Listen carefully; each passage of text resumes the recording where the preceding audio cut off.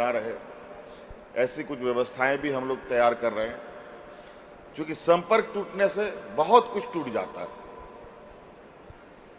संपर्क बना रहता है तो सब कुछ ठीक ठाक चलता है।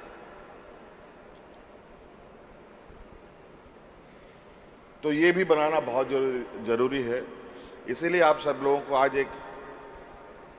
इस सम्मेलन का उद्देश्य भी है कि आप सब जनप्रतिनिधि हैं, हम लोग भी जनप्रतिनिधि हैं, सांसद भी हैं यहाँ जनप्रतिनिधि। आप लोगों के लिए विभाग के द्वारा कई सारी कार्यक्रम को चलाया जा रहा है और आपको जो उपलब्ध जो आपका बजट है, उस बजट को भी आप कैसे खर्च करेंगे, इस संदर्भ में भी मैं चाहता हूं कि विभाग इसका स्पष्ट मार्गदर्शन के साथ आपकी कार्यकुशलता से ही राज्य का समग्र विकास की जो रास्ते हैं, उस रास्ते को तय किया जा सकता है। और मैं हमेशा ये कहता हूं कि राज्य तभी विकास करेगा जब हमारा गांव विकास करेगा।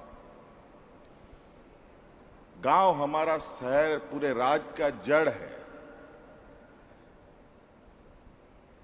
और जड़ जितना मजबूत होगा, पेड़ भी उतना ही मजबूत होगा। और हमेशा हमारी प्राथमिकता रही है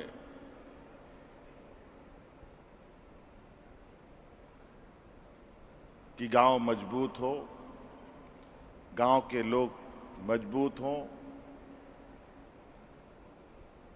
बूढ़ा बुजुर्ग, किसान, महिला, सभी के चेहरे में मुस्कान हो।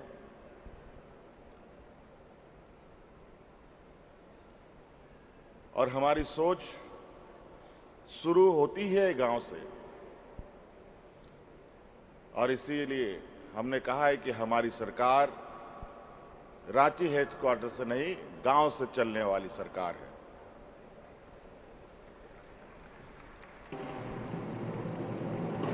आज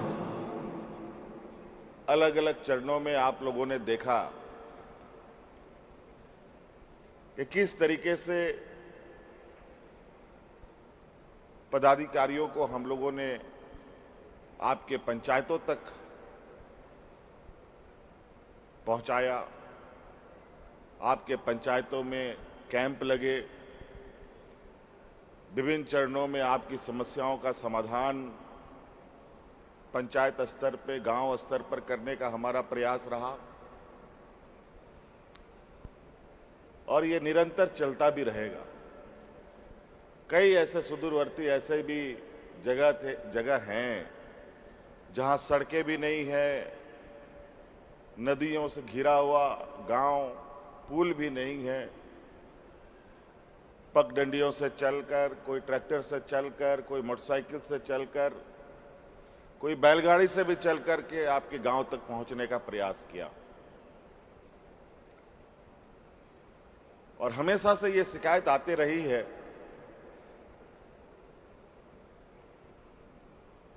कि राज्य में जो सबसे अंतिम पायदान पे खड़ा व्यक्ति है, उस तक सरकार की ना आवाजें पहुंचती थी, ना योजनाएं पहुंचती थी। लेकिन अब वो दिन खत्म। अब सरकार की नजरें भी जाएगी, आवाज भी जाएगी और योजना भी जाएगी।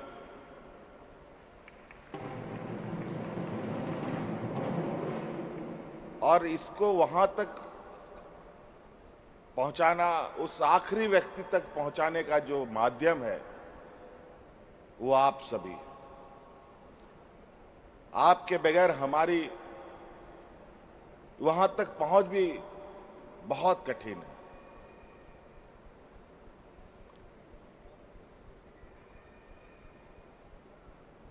सरकार के एक हिस्से में हमारी कार्यपालिका जो पदाधिकारी होते हैं, पंचायत सेवक से लेके बीडीओ सीओ से लेकर के डीसी एसपी से लेकर के विभाग के सचिव से लेकर के मुख्य सचिव तक होते हैं, इनका भी एक पूरा एक व्यवस्था बना हुआ है काम करने का। और उसी प्रकार अब हमारा एक जनप्रतिनिधियों की भी व्यवस्था पंचायत से लेकर के मुख्यमंत्री तक बन के तैयार है। बस एक ही काम करना है, आपको हमको एक साथ चलना होगा। सरकार की चीजों को अपनी चीज समझना होगा। कभी कभी सरकार की चीजों को लोग बहुत हल्के में लेते हैं। अगर आप सरकार की चीजों को अपनी चीजें समझना प्रारंभ करेंगे तो कोई भी चीजें ना टूटेंगी, ना फूटेंगी, ना खराब होगी। सभी चीजें यथावत और मजबूती के साथ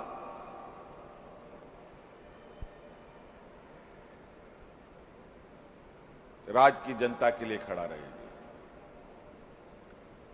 आज यहां पुरस्कार दिया गया आपको विभिन्न कार्यों के लिए, और ये सरकार का एक संवेदनशीलता भी है कि जो अच्छा काम करे उसको निश्चित रूप से सराहना चाहिए, सम्मानित करना चाहिए।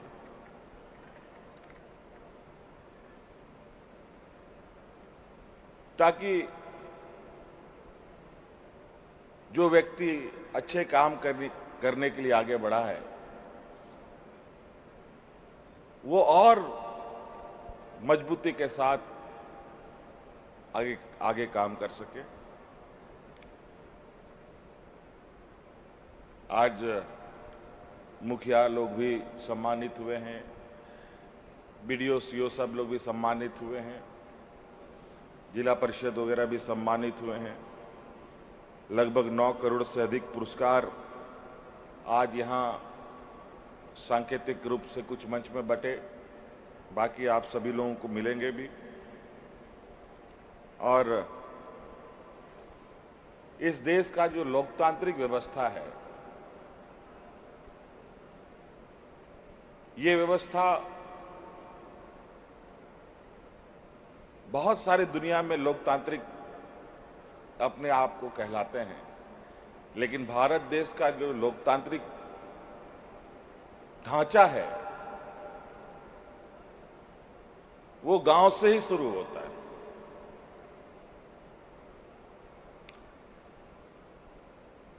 गांव को नजरअंदाज किए बगैर कोई भी राज्य, कोई भी देश, खासतौर पर भारत जैसे देश में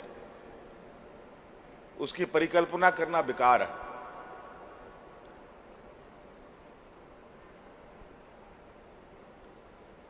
हमें वो भी दिन याद है यहां पर जब इस राज्य में डबल इंजन की सरकार होती थी,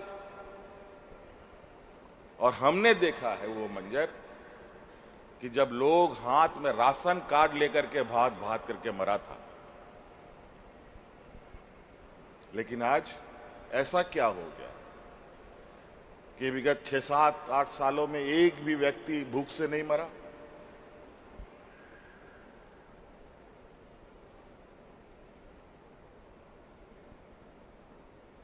वो इसलिए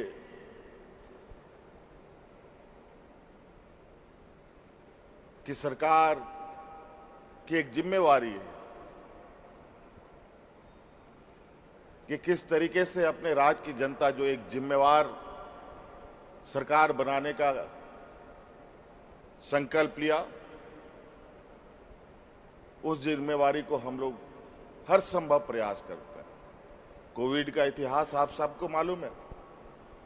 कोविड में किस तरीके से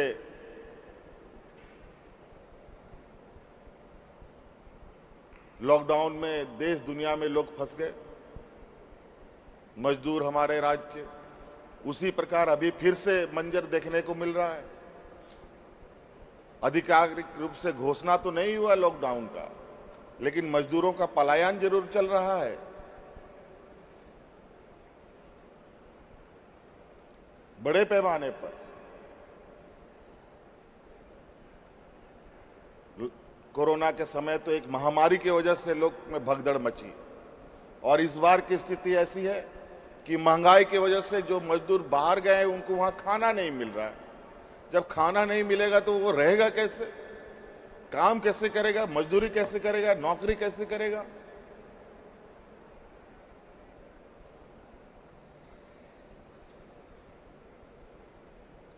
तो कहीं ना कहीं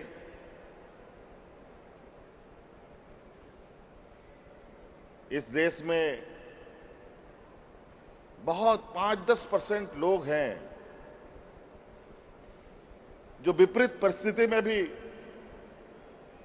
वो अपने पैरों पर खड़ा रह सकते हैं, उनका रोजी रोटी चल सकता है, वो भूखा नहीं मर सकता। लेकिन 80% से अधिक लोग की हालत, अगर कोई आपदा विपदा आ जाए तो बहुत बड़ा चिंता का वजह भी बन जाता है। इसके लिए कहीं ना कहीं सरकार को एक बड़ा ऐतिहासिक निर्णय और कदमों के साथ आगे बढ़ना पड़ता है।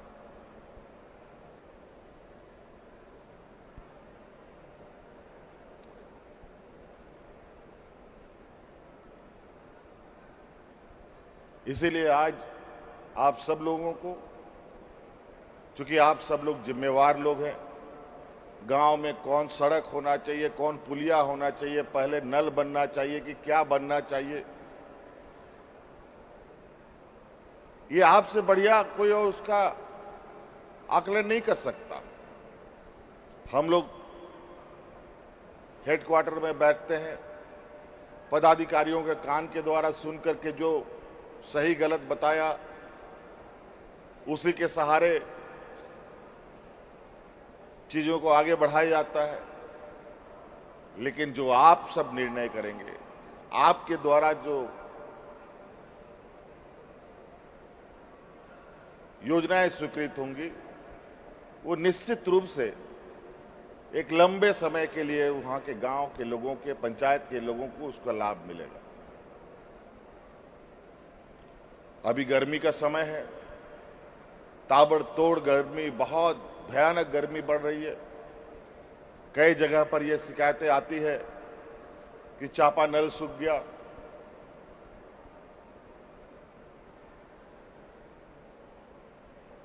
अब वो सारी चीजों को आप सबको देखना पड़ेगा। आज बड़े पैमाने पर हम लोगों ने पैसों का भी हस्तांतरण गांव के स्तर पर किया है।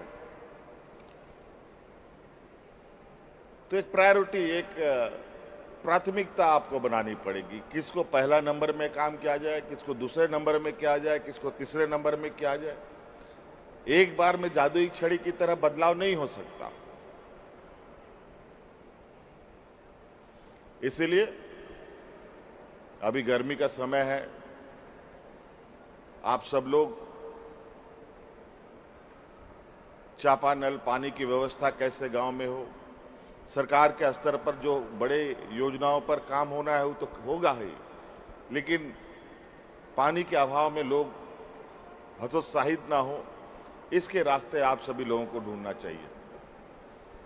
और अभी अच्छा रहेगा कि जो हमारे पुराने तालाब हैं, गर्मी में पानी सूख जाने की वजह से उसकी गहराईकरण अभी की जा सकती है, ताकि आने वाले बारिश में बड़े पैमाने में पानी का भंडारण हम कर सकें।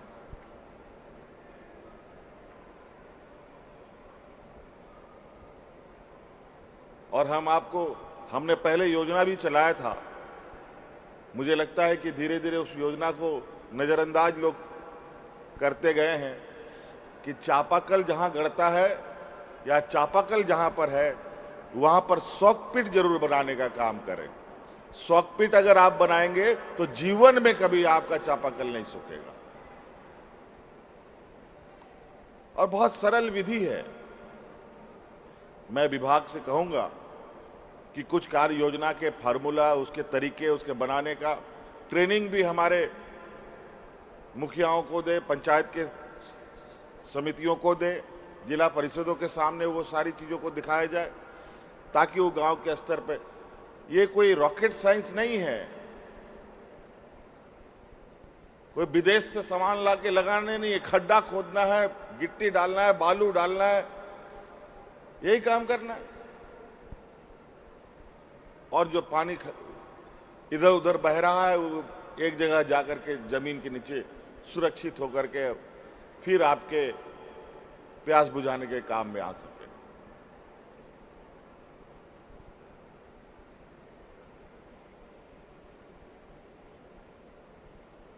तो इसी तरीके से और बहुत सारी कार्य योजना आप लोग अपने गांव में,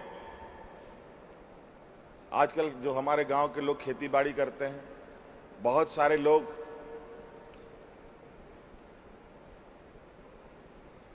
मौसम के भरोसे खेती बाड़ी करते हैं और बाकी समय मजदूरी या तो दूसरे राज्यों में चले जाएं या फिर दूसरे के घर में मजदूरी करने चले जाएं।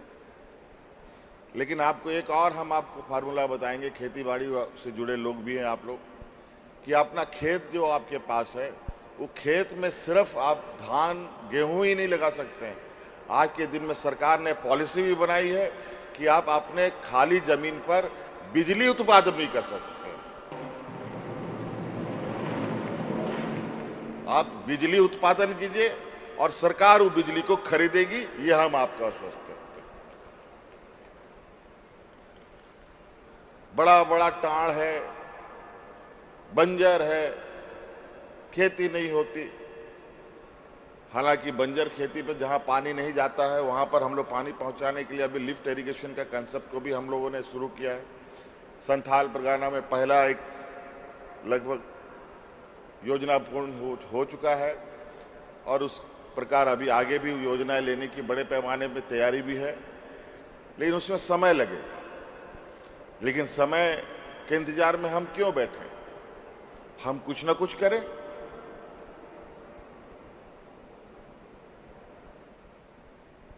सामूहिक रूप से ग्राम सभा कर गांव में जितना जमीन है, अगर सभी जमीनें में सोलर प्लांट लगा दिया जाए तो आपको खेती बाड़ी करने का जरूरत नहीं है। वो बिजली से ही इतना पैसा आ जाएगी कि आपका 12 महीना घर चले। और सरकार इसके लिए प्रोत्साहन भी करती है। तो कई ऐसी चीजें हैं। मैं विभाग से कहूंगा कि आप ग्रामीण स्तर पर गांव के लोगों को उसी के अनुरूप कार्य योजनाओं को बनाकर उन्हें ऑडियो वीडियो विजुअल बना करके उनके सामने उनको दिखाएं, उनको समझाएं, ताकि वो और बेहतर तरीके से काम कर पाएं। तो इसीलिए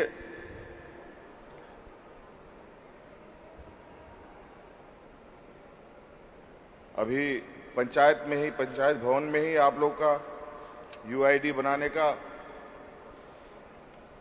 UIDAI ये सब बनेगा। उसके लिए भी यहाँ आज एक हस्ताक्षर हुआ है। आपको अब इधर उधर जाने की आवश्यकता भी नहीं पड़ेगी। इसलिए आप सभी लोग, जैसे हम लोग चुनाव जीत के आए हैं, लगभग आप सभी लोग भी चुनाव जीत के आए हैं। मेरी शुभकामनाएं ये हो कि आप लोग फिर से चुनाव जीत के आए। लेकिन ये तभी संभव है जब हम लोग कुछ काम करें, लोगों के जो हमारी एक जिम्मेवारी है उस जिम्मेवारी को निर्वहन करें। अभी हम लोग ऐसी व्यवस्था कर रहे हैं कि पंचायत स्तर तक में हम लोग संपर्क हम लोगों का जनप्रतिनिधियों तक पहुंचाए। तो और बहुत ज़्यादा नहीं कहने की आवश्यकता है। आप लोगों को इस सम्मेलन में आने के लिए बहुत बहुत शुभकामनाएं। और आपको इतने सारे सरकार के द्वारा जो संसाधन उपलब्ध किए जा रहे हैं, मैं आशा नहीं पूरी उम्मीद करता हूं कि हमारे गांव की हालत लगातार बेहतर दिशा की ओर बढ़ेगा, ताकि गांव में जो छोटे मोटे समस्याएं हैं एक बार में तो नहीं खत्म होगा, लेकिन धीरे धीरे खत्म की ओर आगे हम लोग बढ़ेंगे। इन्हीं बातों के साथ आप सब लोगों का बहुत बहुत शुक्रिया, धन्यवाद, जोहार।